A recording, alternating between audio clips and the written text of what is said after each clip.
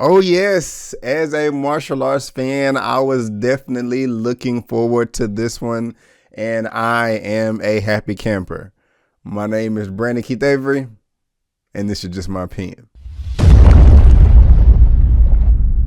Hey, what's going on, everyone? Thank you so much for tuning in to my opinion/review for Yip Man 4. The finale. I really do appreciate it. And if this is your first time finding me and you want more movie reviews, trailer reactions, me responding to entertainment news, or just anything I think is cool, please right now click on that subscribe button and also the bell so you can be notified when I make uploads and you will be on your way. Yip Man 4 is the final chapter in the Yip Man franchise. This is the fourth and final film. It pains me to say that because I've loved every film in this franchise. I thought they were all fantastic. Of course, it stars Mr. Donnie Yen as the titular character. You know, I'm a fan of his, behind the scenes and in front of the camera. I think the guy is great. I think he's a great martial artist. He's always able to provide that high quality entertainment that I want as a diehard martial arts fan. Now, this movie is being directed by Mr. Wilson Yip, who also directed all of the other Yip Man movies as well. And he also did Dragon Tiger Gate and Killzone, which stars Donnie Yen as well. So these two have a great relationship together as far as the martial arts films. And I just think it's a perfect marriage between the two. And I do hope that continues. Now, as far as the other cast in this film, we have Mr. Scott Adkins. We have Quan Chan playing Bruce Lee, and I'll talk about that in a second. And also Chris Collins as Mr. Colin Frater, who is a U.S. Marine Shotokan karate instructor. And, I've never heard of this guy before, but he's pretty badass too. I mean, pretty much everybody in this film, as far as the fighting, does a great job. And of course, guys, I can't wait to talk about that. But what is this movie about exactly? Well, the Kung Fu master travels to the U.S., where his student, Bruce Lee, has upset the local martial arts community by opening a Wing Chun school. Now, real quick before I get into the story, I just wanted to say that this is being choreographed by Mr. Young Wo Ping. I don't know if you've ever heard of that name before, but I definitely have. And Young Wo Ping is pretty much one of the best martial arts choreographers in film Hollywood. He is an action director. He is a choreographer. He directs, pretty much any badass martial arts movie that's ever come out. He has had his toe dipped in there somewhere, and he is a part of this film. His signature was all over it, and it showed within the choreography, and it made my anticipation, my expectations through the roof. And when your expectations are high, if they're not met, you can walk out disappointed. And I'll just go ahead and say, guys, that I was not disappointed at all with this movie. I love the conclusion of how they wrapped everything up. I actually can't wait to see this again. Now, when I saw it at the theater just a couple of hours ago, I actually saw it, and it was in Cantonese was the language, and it had Chinese and English subtitles. And that really doesn't bother me. I'm in the Dallas area, and there's only two theaters. No, actually one theater in the whole Metroplex that was playing this film. And so you really have to search for it, if you want to see it. But I do think it's worth it because those trailers do lead you on, and they do not lie to you. This movie does deliver across the board. But let's go ahead and get into that. So I said that the Kung Fu master comes to the USA because his student Bruce Lee opens up a Wing Chun school and upsets everyone. Now, we all have heard of Bruce Lee before. He's not here with us anymore. Go ahead and rest in peace, my brother. And I will go ahead and say that if you are a big Bruce Lee fan, you will not be disappointed.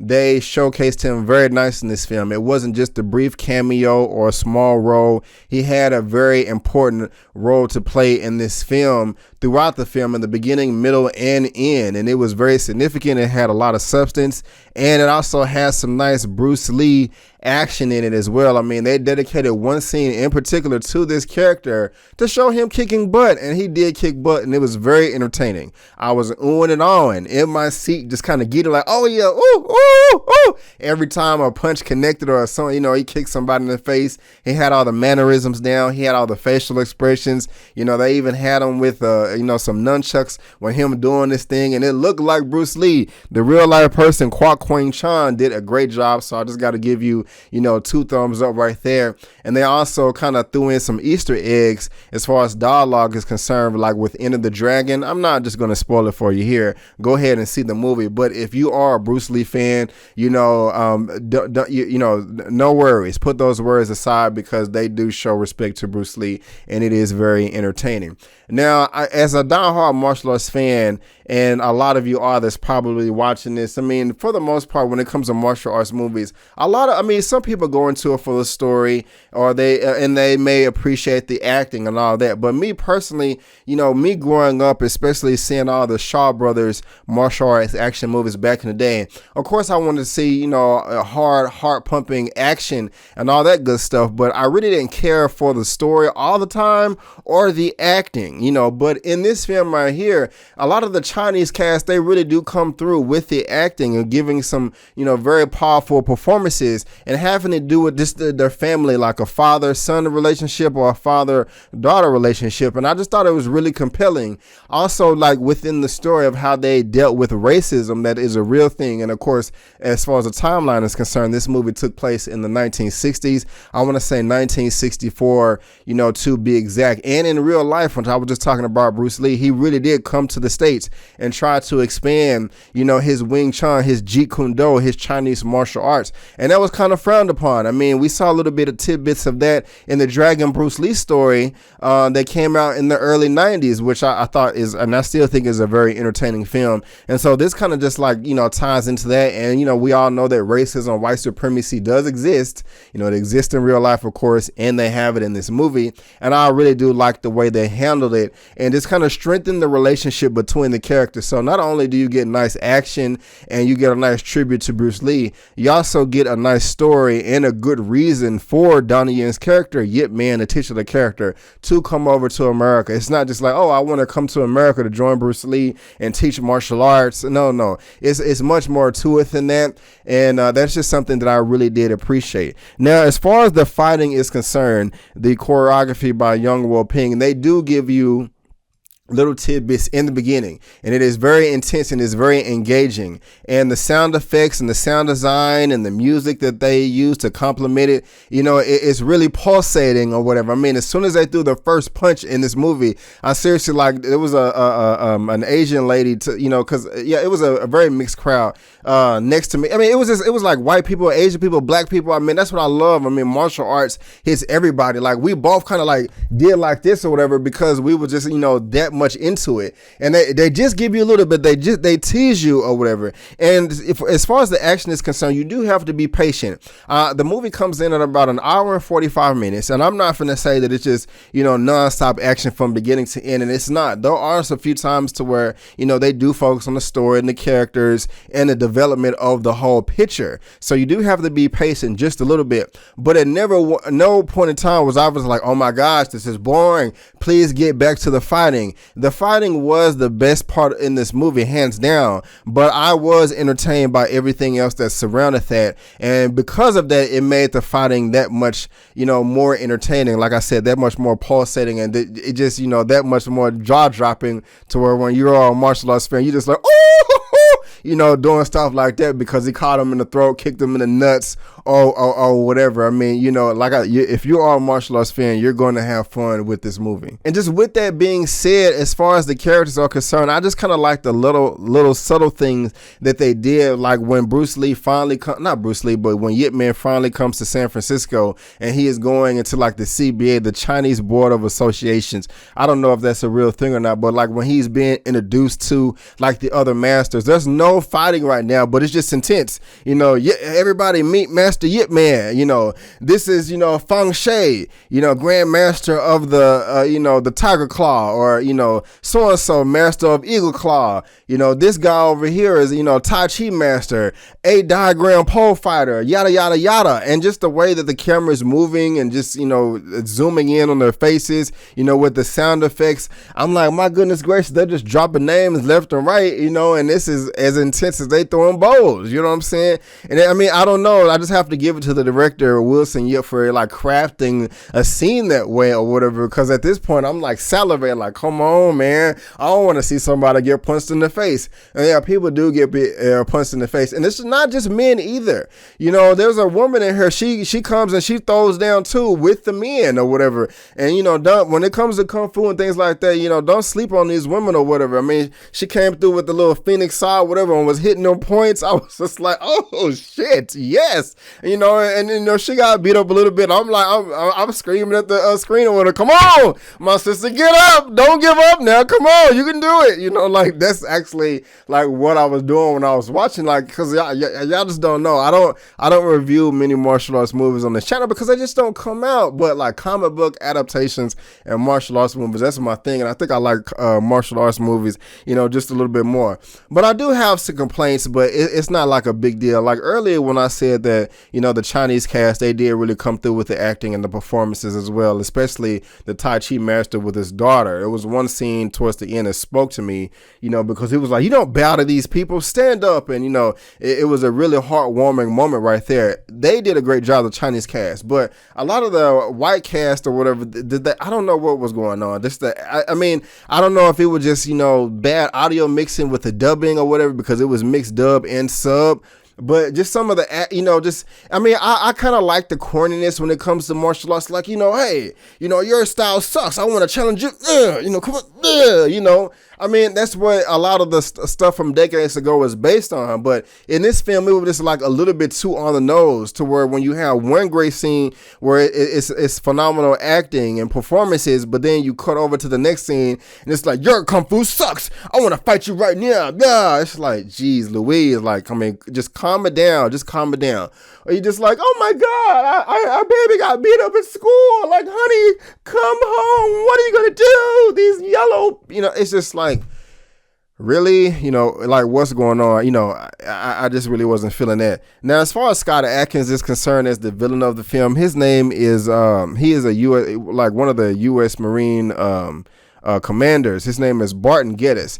And besides his racism, like he was really entertaining at first. You know, kind of just funny, but like his over exaggerated, you know, caricature of just like this American hero, just like, oh, America, you know, like Marines, you know, hoorah, or whatever.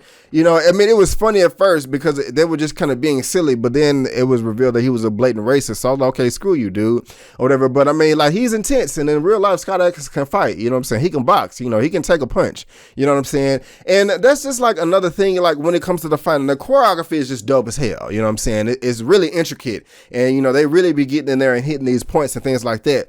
But to tie it into real life, you know, I have to realize that Yip Man was a very, very small man. Okay. And I'm not finna sit here and pretend that Bruce Lee and Yip Man, of course, who are real life figures, was the best martial artist that ever walked the face of the earth. That is just crazy, insane, ridiculously stupid. No, they were badass, and if there was allowed today, they can kick my ass. I have no shame in that or whatever. But, you know, from me being a practitioner like 7 years ago, and me, there's a whole wide range of martial arts or whatever. And it really comes down to the martial artist, not just the style. You know, I mean, just kind of like look at it as far as like universities are concerned. You can have two universities teaching the same subject of like English or whatever. But one university, you may get a much higher intense education in that English field than the other one or whatever. It's the same thing with martial arts, you know, and some, I mean, there's like hundreds and thousands of styles, and some are real intricate and people can kill you with a blow.